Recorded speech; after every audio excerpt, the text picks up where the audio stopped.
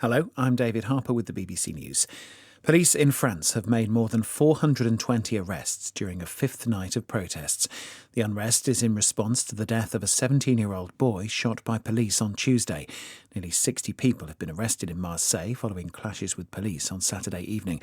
The French Interior Minister Gérald Darmanin says the officer who shot the teenager is in jail and an investigation is underway, so there was no justification for the days of rioting.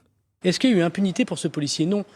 there impunity for this policeman? No. He was, on the same day, put into custody, put under formal investigation, and he is today in jail. Does that justify the unjustifiable? The answer is no. An environmental campaign group has accused the British energy company Shell of trading Russian gas more than a year after a pledge to pull out of the country. Ben King has more detail.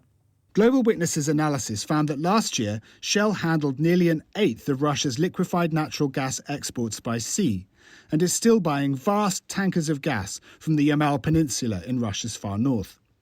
An advisor to Ukraine's president, Oleg Yushchenko, said that the trades helped to fund Russia's aggression and called on the company to use the profits to fund reconstruction in Ukraine.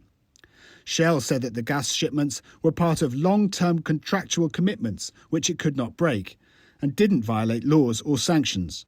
For the first time in 12 days, Russia has launched an overnight drone attack on Kiev. Ukrainian military officials say it seems the air defence systems destroyed all targets on their approach. There is no immediate information about the scale of the attack. The Kiev region and a number of other regions in central and eastern Ukraine were under air raid alerts for about an hour after 2 a.m. local time. Twitter's owner Elon Musk has announced temporary limits on the number of posts users can read each day. Mr. Musk said the move was aimed at tackling what he called extreme levels of data scraping and system manipulation, where AI companies use information from the platform. But some have wondered whether he's trying to make Twitter more attractive to paying customers. Our North America technology reporter James Clayton has this reaction. I mean, it's Elon Musk, so it's always difficult to know exactly what he's talking about and why he's done something. But I think what he thinks is that it's been very, very difficult for Twitter to stop AI companies, startups, smaller AI companies just taking reams and reams of data from Twitter. And I know that other social media company chief executives are also very frustrated by what is happening. James Clayton with that report, and throughout Saturday, people around the world have reported problems accessing Twitter. Many have been faced with a message saying they'd exceeded a rate limit. Live from London, this is the latest world news from the BBC. Antonio Guterres has made his first visit to Haiti since becoming the head of the United Nations 6 years ago. He said the international response was not meeting the country's increasing humanitarian needs and urged other governments not to forget Haiti. The Sri Lankan Parliament has approved a plan to restructure part of its $42 billion of domestic debt. The finance minister said the move was essential to help the country meet the conditions of its IMF bailout. With more, here's Anbarasan Etirajan. A Sri Lankan minister said the government was moving ahead with the debt restructuring plan while protecting banks, depositors and pensions. But opposition parties have called for more transparency.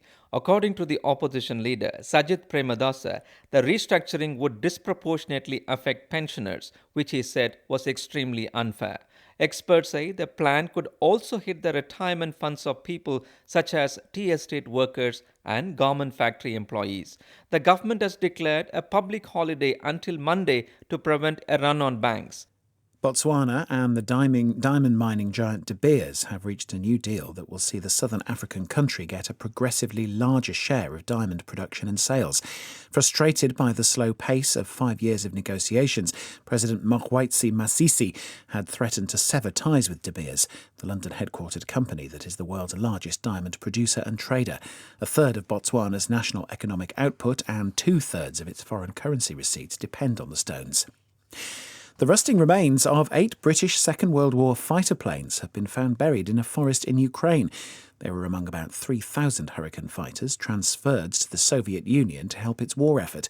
Most were either destroyed in combat or dismantled later for parts. Ukraine's National Aviation Museum said it would use these parts to reconstruct one entire aircraft. The remains were discovered in woodland south of Kiev after an unexploded bomb was found nearby. BBC News.